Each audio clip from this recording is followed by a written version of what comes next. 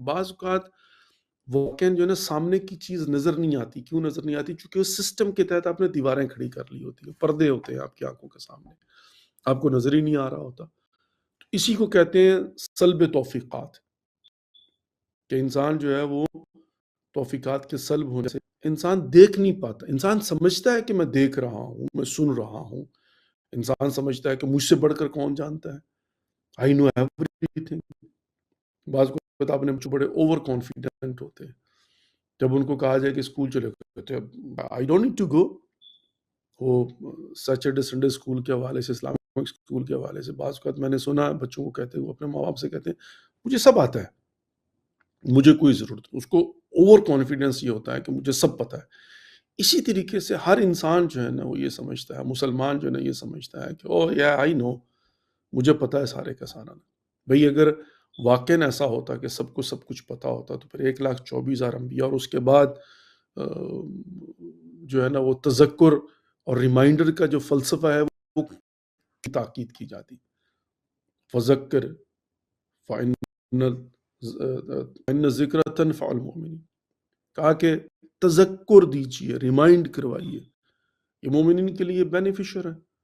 تو ظاہر ہے اس کے پیچھے کوئی فلسفی ہے نا جو تاکید کی گئی ہے کہ ایک دوسرے کو ریمائنڈ کرو۔ امام صادق علیہ السلام کے فرامین موجود ہیں کہ المؤمن مرآۃ المؤمن، مومن جو ہے وہ دوسرے مومن کے لیے آئینہ ہوتا ہے۔ آئینے کا مطلب جو ہے نا ریمائنڈ کروانا ہوتا ہے، خوبیوں کے ساتھ ساتھ خامیاں بیان کرنا، تو وہ سیکوینس اپنی جگہ پر، لیکن at the end of the day آئینہ جو ہے وہ آپ کو مطلب جو ہے نا وہ آپ کو آئینہ دکھا دیا، کہتے ہیں نا آئینے میں جا کر دیکھ لیا کرو۔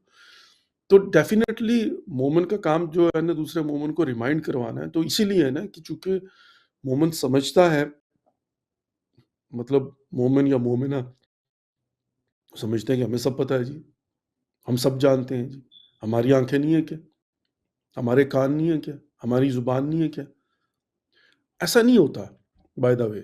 یعنی سب سے پہلے تو میں اس بات کو جو ہے نا وہ کلیئر کرتا چلوں کہ ہر بندے کو ضرورت ہوتی ہے، یعنی کوئی معصوم من الخطا نہیں ہے سوائے ائمہ علیہ السلام اور معصومین علیہ السلام کے، ہر کسی کو ضرورت۔ تب میں بڑے وثوق کے ساتھ یہ کہہ سکتا ہوں کہ تب مجتہدین وہ بھی اپنے دوستوں کو بلا کر مباحثہ کرتے ہیں، محفلیں لگاتے ہیں، علماء کو بلاتے ہیں، بیٹھتے ہیں، درس دیتے ہیں، اور درس میں سوال و جواب ہوتا ہے، اور ظاہر ہے اس کے اندر بھی جو ہے نا ان کے اپنے لیے بھی ایک ریمائنڈر ہوتا ہے۔ مطلب ایسا نہیں ہے کہ وہ مجتہد بن کے تو وہ کہتے ہیں جی کہ مجھے کسی بات کی کوئی ضرورت نہیں ہے، وہ پبلکلی ڈیلنگ ہی چھوڑ دیں اور کسی کا سوال ہی نہ لیں، کہیں ڈسکس ہی نہ کریں، کسی کے سامنے جواب کوئی نہ، ایسا نہیں ہوتا۔ آپس میں یہ بیٹھتے ہیں اور بیٹھ کر ہاں وہ ایک الگ بات ہوتی ہے کہ دیکھتے ہیں کہ بھی سوال کرنے والے کی وہ سطح فکری جو ہے نا وہ کیا ہے کہ وہ ایک الگ بحث ہے، لیکن at the end of the day being a human being, mankind, ایک انسان ہونے کے ناطے ہر انسان کو جو ہے ریمائنڈر کی ضرورت ہوتی ہے۔ قرآن خود ایک ریمائنڈر ہے۔ خود امام سجاد علیہ السلام کے متعلق، امام حسن مجتبیٰ علیہ السلام کے متعلق ملتا ہے کہ جب وہ قرآن کے اندر پڑھتے تھے یا ایھا الذین آمنوا، کہتے تھے لبیک اللہم لبیک، وہ فوراً جو ہے نا لبیک کہتے تھے۔ جب وہ قرآن کی آیت کو پڑھتے تھے ان پر جو ہے نا ایک وہ لرزہ طاری ہو جاتا تھا۔ وہ کیا تھا؟ وہ در حقیقت دنیا کو بتانے اور سمجھانے کے لیے کہ بھائی یہ قرآن کی آیات بھی ریمائنڈر ہے، ہم اس کو جب پڑھتے ہیں تو خدا ہم سے مخاطب ہے نا، خدا جو مجھے کہہ رہا ہے، اگر کہہ رہا ہے یا ایھا الذین آمنوا تو ظاہر ہے لبیک جی، وہ کہتے ہیں نا کہ ہاں میرے پروردگار میں حاضر ہوں۔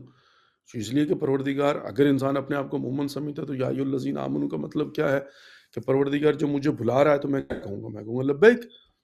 لیکن یہ کون سی سٹیج ہے؟ وہ سٹیج ہے کہ جہاں پر جا کر انسان یہ سمجھتا ہے کہ انسان کو ریمائنڈر کی ضرورت ہے، وہ قرآن پڑھتا ہے، اس کو ریمائنڈر ملتا ہے، وہ قرآن کی آیات کو پڑھتا ہے۔ افلا یتدبرون القرآن ام علی قلوب اقفالها، اس کے دل پر تالے نہیں لگے ہوئے، بلکہ وہ تدبر کرتا ہے، وہ بیٹھتا ہے، غور و فکر کرتا ہے، سوچتا ہے، اس میں جو پیغام ہے اس کو سمجھتا ہے، اس پر عمل کرنے کی کوشش کرتا ہے، علماء کی محفل میں بیٹھتا ہے، اور خود ایک دوسرے کو ریمائنڈ کروایا جاتا ہے، ایک دوسرے کو جو ہے نا وہ بتایا جاتا ہے، ایک دوسرے کو سمجھایا جاتا ہے، ایک دوسرے کو جو ہے وہ سیدھا راستہ جو ہے نا دکھایا جاتا ہے۔